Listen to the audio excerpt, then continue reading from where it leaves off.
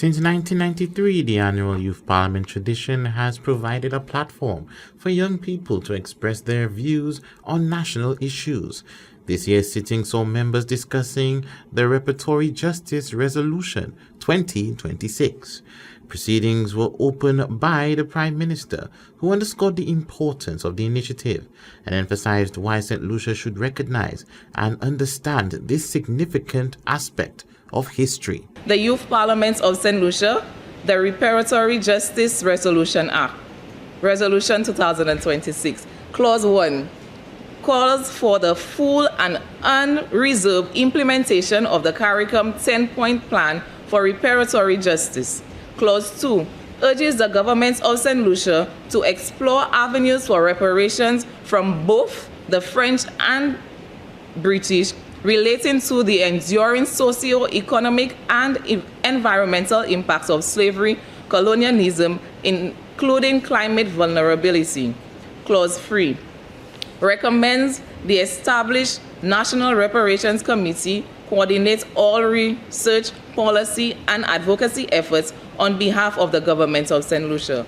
Clause 4 supports the development of legislation to govern the transparent management of any reparation resources. Clause 5 calls for a comprehensive education reform to include African and Caribbean history, cultural identity, and reparation awareness within school curricula.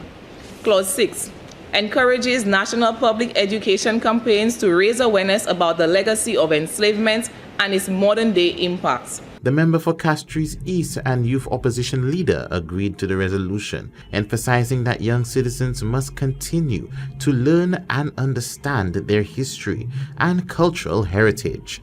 Mr. Speaker, it is my distinct honor and high privilege to stand before you today as the representative for the people of Castries East, a resilient, hard-working and proud people whose unwavering spirit continues to rise above adversity and inspire hope across this nation.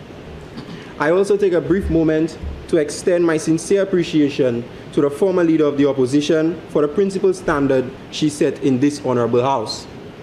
I intend to honor that standard today, though I suspect the members opposite will find my version considerably less comforting.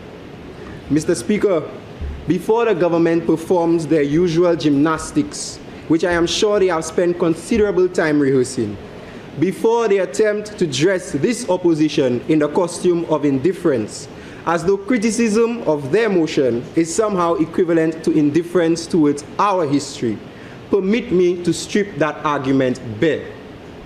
This opposition affirms unequivocally and without hesitation that reparatory justice is a moral, legal, and historical obligation owed to the people of St. Lucia. Youth Parliament concluded with the lower house with plan for the Youth Senate to take place later in the week.